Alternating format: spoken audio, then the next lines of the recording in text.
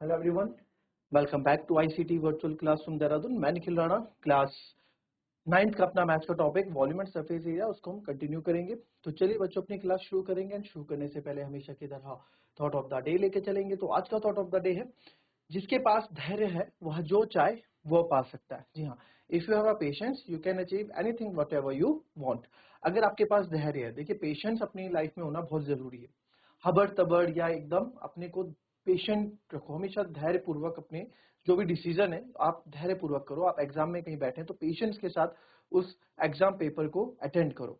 ऐसा नहीं है कि आपको एक क्वेश्चन नहीं आ रहा तो आप नर्वस हो गए, नहीं आ रहा कैसे होगा आगे का, फिर जो आपको आगे क्वेश्चन आ भी रहे होंगे आपको वो भी नहीं आएंगे। नहीं आ रहे कोई बात नहीं, छोड़ दीजिए, नेक्स्ट पे बढ़े। ठीक है, नहीं आ रहा उसके बाद नेक्स्ट पे बढ़े। ऐसे आप देखेंगे कि आपके अंदर का पेशेंस होगा, आपको अपने को संभाल सकते हो तो आपसे गलतियां बहुत कम होंगी।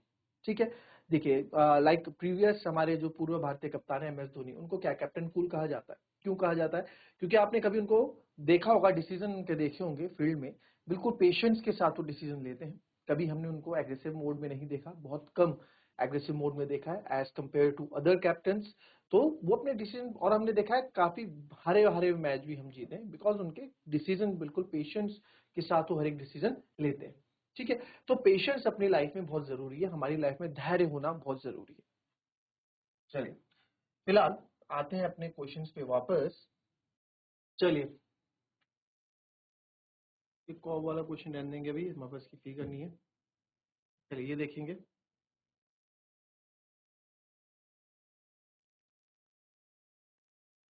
व्हाट लेंथ ऑफ तारपोलिन, ठीक है, what length of tarpaulin 3 meter wide will be required to make conical tent of height 8 meter and base radius 6 meter.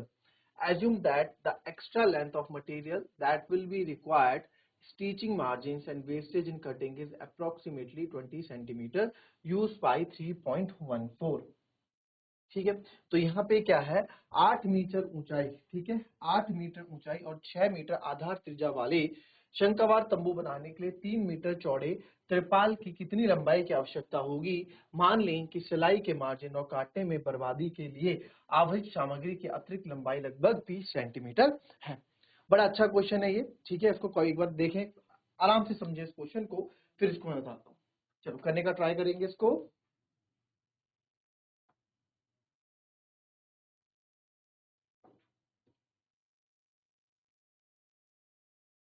चलिए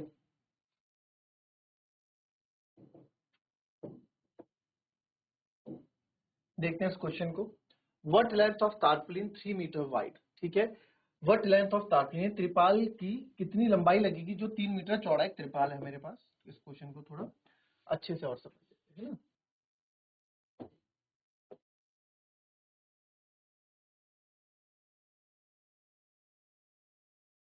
तो ये कोई त्रिपाल है मेरे पास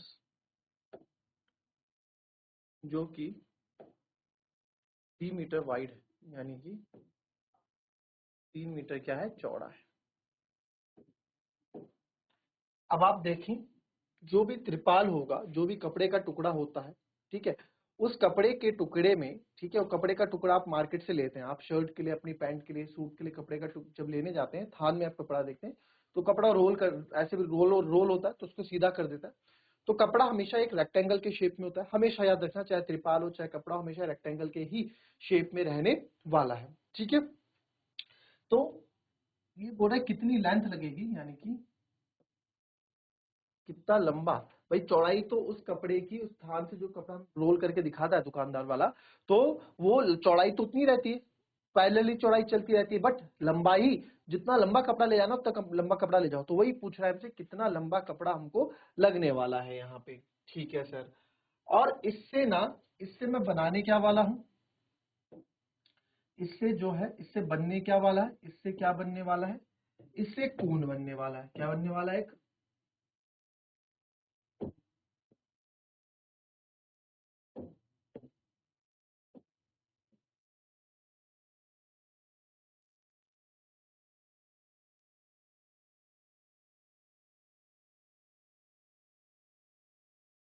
ठीक है, इससे ये कोण बनने वाला है। अच्छा एक बात, इसको थोड़ा और पास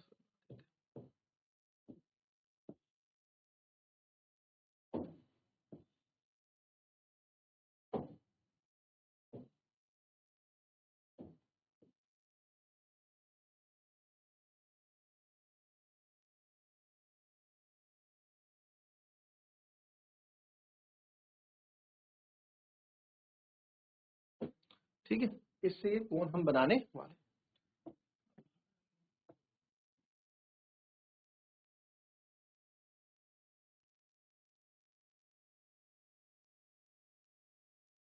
ये कोण हम इससे बनाने वाले, ठीक है।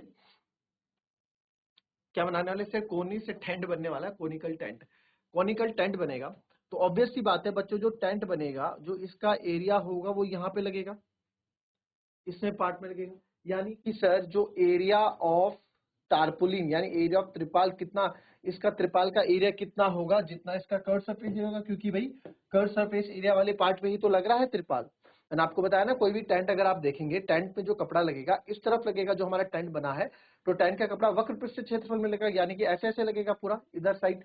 नीचे तो जमीन खाली रहेगी जहां पे आप बैठेंगे, है ना।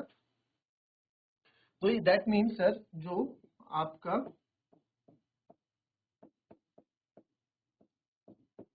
एरिया ऑफ टारपुलिन है वो आपका कर्व सरफेस एरिया ऑफ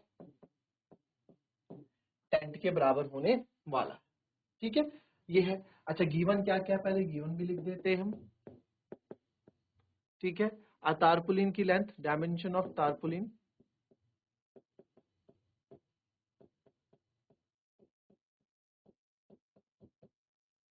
ठीक है, उसकी लेंथ हमको निकालनी है और ब्रेथ हमको दे रखी है 3 मीटर वाइड, ठीक है।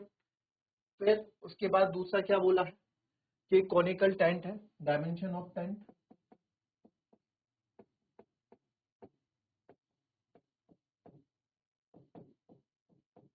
जिसमें हाइट दे रखी है 8 मीटर और एरिया दे रखा है 6 मीटर, ठीक है। ठीक है सर, डायमेंशन ये हो गई। तो दैट मीन्स मेरे को हमने गिवन लिख दिया, आपको पता है कर्व सरफेस एरिया निकालना है, हमने क्वेश्चन पहले पढ़ लिया, कर्व सरफेस एरिया की जरूरत है तो यहाँ एल स्लैंट हाइट निकालेंगे हम, ठीक है। और क्या बोला, assume that extra material that will be required for stitching margin wasting cutting is approximately 20 centimetre. तो एक्स्ट्रा लेंथ ऑफ मटेरियल, ठीक है। अब आप कपड़ा ले गए अपने लिए, शर्ट पैंट जो भी आप सिलवा रहे हैं, तो ऐसा तो है नहीं जितना कपड़ा आप ले जा रहे हो उतना ही कपड़ा लगने है। कभी वेस्टेज बच जाता है, कभी कम पड़ जाता है, कभी एक्स्ट्रा हो जाता है ना, टेलर काट के अलग रख देता है ना कपड़ा, तो उस कपड़े का, बच्चे के कपड़े का कोई रुमाल बनवा देता है, कोई कुछ बना, कोई डस्टिंग, आपका डस्टिंग का कपड़ा बना देता है। तो कि कोई भी आप जो है उसमें एग्जैक्ट नहीं होता, एक्स्ट्रा तो उसमें लगता ही है। तो डायमेंशन ऑफ टेंट हाइट इतनी हो गई, ये तो इतना हो गया। फिर आगे आएंगे जी, डायमेंशन ऑफ टेंट ये हो गई, ये हो गया। अब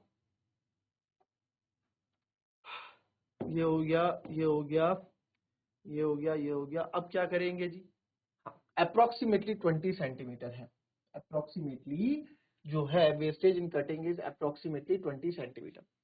20 सेंटीमीटर इसका क्या लेंथ,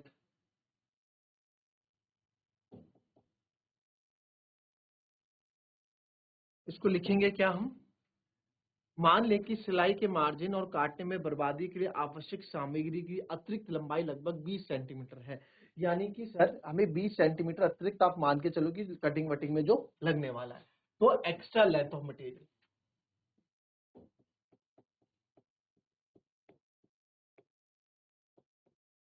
कितना है, 20 सेंटीमीटर, ठीक। तो सबसे पहले हम यहाँ स्लांट हाइट निकाल लेते हैं एल। एक्स्ट्रा लेंथ किसकी, तो आपको पता है ऑफ टारपुलिन, तो आप यहीं पे लिख लो एक्स्ट्रा लेंथ,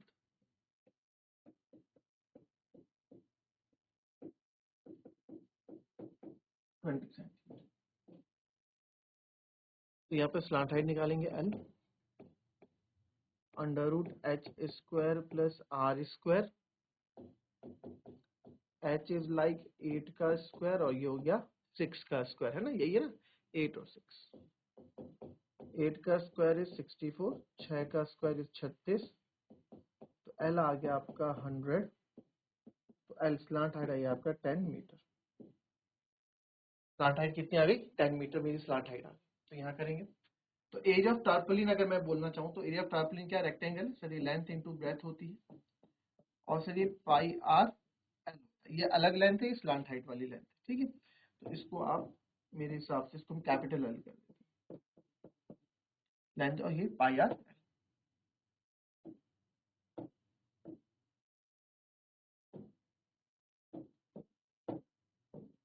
ठीक, तो लेंथ हमें निकालनी है। ब्रेथ उसने दे रखा है 3 मीटर वाइड, पाई 3.14 यूज करने के लिए बोला है। रेडियस मेरे पास कितना है 6 और एल मेरे पास आया 10। तो हमें तो ये एल निकालना है, तो यहाँ से इसको 3.14 इंटू 6 इंटू 10 अपॉन 3।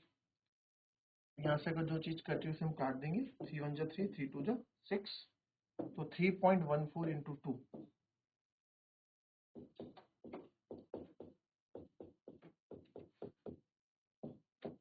तो 4 जाए 2 6.28। ठीक है, 6.28 इंटू 10 होगा, तो एक पॉइंट इधर और शिफ्ट हो जाएगा, तो जाएगा 62.8 मीटर।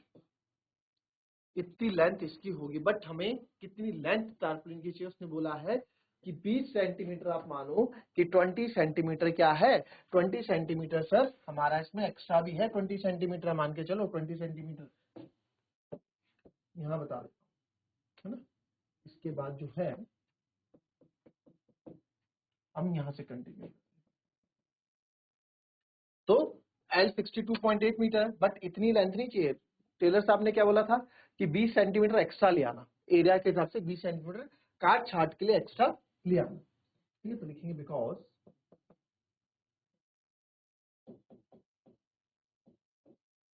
एक्स्ट्रा लेंथ रिक्वायर्ड, कितना है एक्स्ट्रा लेंथ हमको, कितना चाहिए 20 सेंटीमीटर। तो देयरफॉर टोटल लेंथ रिक्वायर्ड कितना हो जाएगा, टोटल लेंथ कितनी हो जाएगी, टोटल लेंथ रिक्वायर्ड कितनी है सर 62.8 मीटर, तो ये है, और 20 सेंटीमीटर। अच्छा, एक मीटर में एक 20 सेंटीमीटर, तो इसको मीटर में कन्वर्ट कर देते, तो इसको आप 20/100, देखो ऐसे लिखोगे ना, इसको 20/100 करोगे, तो 1 0 6 0 कट गया, 1 0 बचा तो 0.2 लिख दूंगा, तो ये आएगा 62.8। इसको आप जब प्लस करोगे ना बच्चों, आप इसको 62.8 को 0.2 से प्लस करो, 8 2 10 2 1 3, तो 63 आ गया, 63 मीटर हमारा क्या आ जाएगा आंसर। यानी टोटल लेंथ उसको जो चाहिए, कितनी चाहिए 63 मीटर की उसको लेंथ चाहिए यहाँ पे। ठीक, तो इसको आप कॉपी कर लें, बड़ा अच्छा ये क्वेश्चन है। क्लियर, कॉपी करेंगे।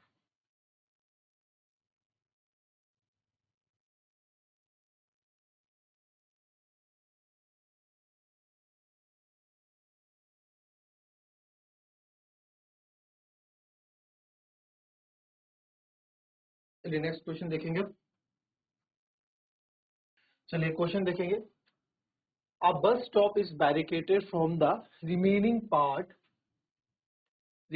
of the road by using 50 hollow cones made of recycled cardboard।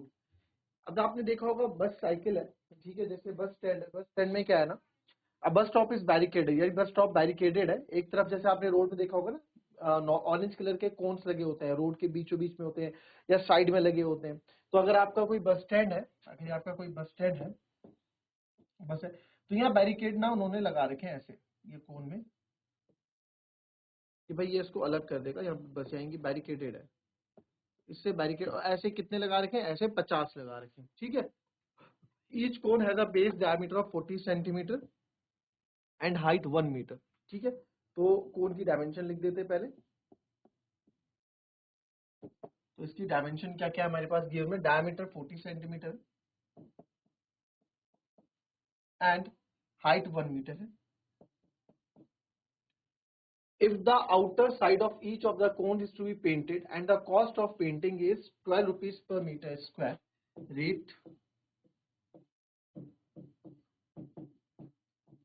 of painting, what will be the cost, नहीं हो जी, रेट होना चाहिए यहाँ पे, लागत पेंटिंग की rupees 12 rupees per metre square. तो what will be the cost of painting all these cone, एक की कॉस्ट कितनी है 12 रुपीज पर मीटर स्क्वायर है। ठीक है, रेट ऑफ पेंटिंग है, तो टोटल कॉस्ट ऑफ पेंटिंग आपको बतानी है। ठीक है, आई यूज 3.54 लेट एंड 1.04 एंड उपयोग करें, और 1.04 इक्वल्स टू 1.02 को आपको लेना है। ये क्वेश्चन में समझ में आ जाएगा आपको ऐसा क्यों उन्होंने बोला हुआ है। अच्छा, अब यहाँ पे देखें आप कि भैया जो आपके वो तो आपके उसने मेन चीज है, इसने आपसे कोन के बारे में पूछा है, इसने आपसे ये नहीं पूछा बैरिकेड स्टोरी नहीं समझाई, बस क्वेश्चन घुमा के दे दिया कौन है, कौन का 50 सेकंड कौन है उनके बारे में आपको यहाँ पूछ के दे दिया कि भैया आप उसके आपको पेंट करना है उस कोन में, तो कोन में पेंट कहाँ होगा, उसके आउटर सरफेस में, आउटर सरफेस मतलब कर्व सरफेस एरिया। अगर मेरे पास ये कोई कोन है, बोला इसके आउटर पार्ट पे, यहाँ पे आउटर में तो यही तो पेंट करोगे, और ये आउटर पार्ट क्या होता है आपका, outer part curve surface area होता है। उसने डायरेक्टली नहीं बोला है, उसने क्या बोला है कि आउटर पार्ट। यदि प्रत्येक शंकु के बाहरी पक्ष को चित्रित किया जाना और पेंटिंग की लागत 12 प्रति मीटर स्क्वायर है, तो इन सभी शंकु को पेंट करने की लागत क्या होगी, और टोटल कोण कितने हैं मेरे पास 50 है।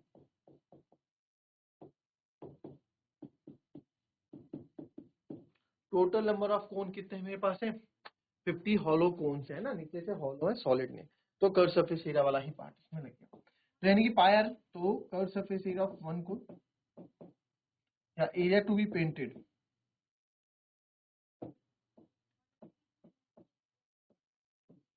Area to be painted is equal to curve surface area of cone. भाई एरिया जो पेंटेड है कर्व सरफेस ऑफ कोन के बराबर है, ये हमने बता दिया। तो देयरफॉर इसको हम ए से ही डिनोट कर रहे हैं बार बार, ये हो जाएगा पाई आर एल 3.14। ओके, डायमीटर हाँ, अब यहाँ पे हम देखेंगे कि आप एक चीज तो सेंटीमीटर में, एक चीज मीटर में है, तो मैं किसको किस में कन्वर्ट करूँ, हालांकि आप किसी में भी कन्वर्ट कर सकते हैं, बट क्वेश्चन में यहाँ देखिए क्या लिखा है, 12 रुपीज पर मीटर स्क्वायर लिखा है ना, क्या लिखा है 12 रुपीज पर मीटर स्क्वायर यहाँ पे लिखा है।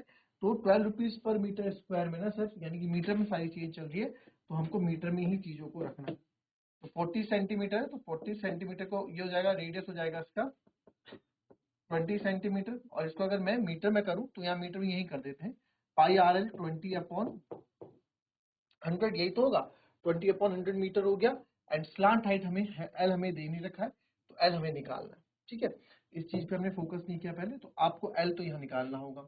ठीक है, तो स्लांट हाइट निकाल लेते हैं पहले। अब यहाँ स्लांट हाइट निकालने में भी बड़ी दिक्कत है, क्या है स्लांट हाइट निकालने में दिक्कत, इसको देख लेते हैं।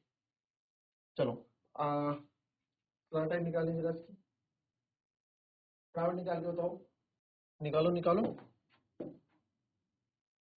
एंड ये ना स्क्वायर रूट लगा नहीं है, स्क्वायर रूट 1.04 की वैल्यू दी है आपको।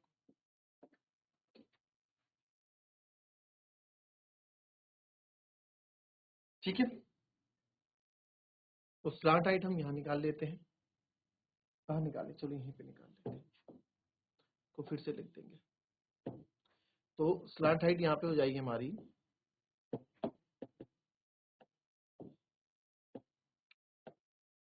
Under root H square plus R square, height है सर आपके पास 1 मीटर, तो इसको 1 का स्क्वायर कर देंगे, रेडियस है, अच्छा इसको मैं ऐसा करता हूँ, है ना, इसको हम ऐसा कर सकते हैं कि यहाँ पे मैं सेंटीमीटर में निकाल लेता हूँ, बाद में मीटर में चेंज कर लूंगा, ऐसा कर सकता हूँ।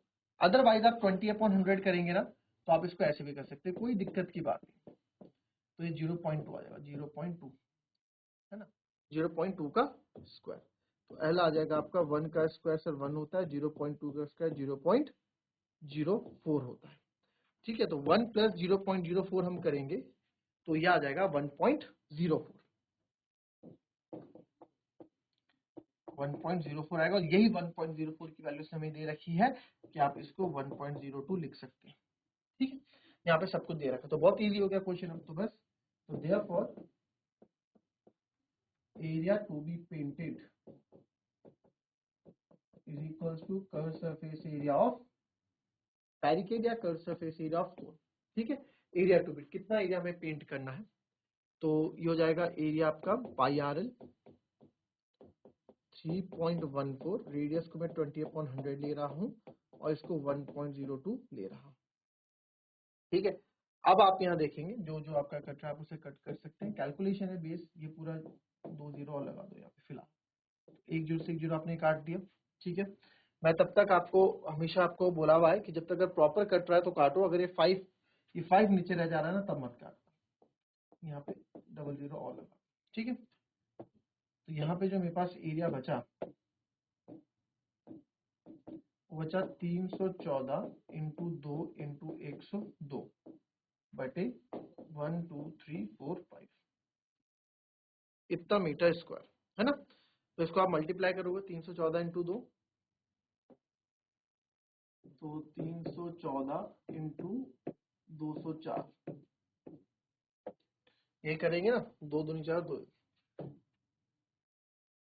4 4 16, 1 कैरी, 4 1 4 5, 4 3 12, 0 0 0, 2 4 2 1 2, 2 3 6,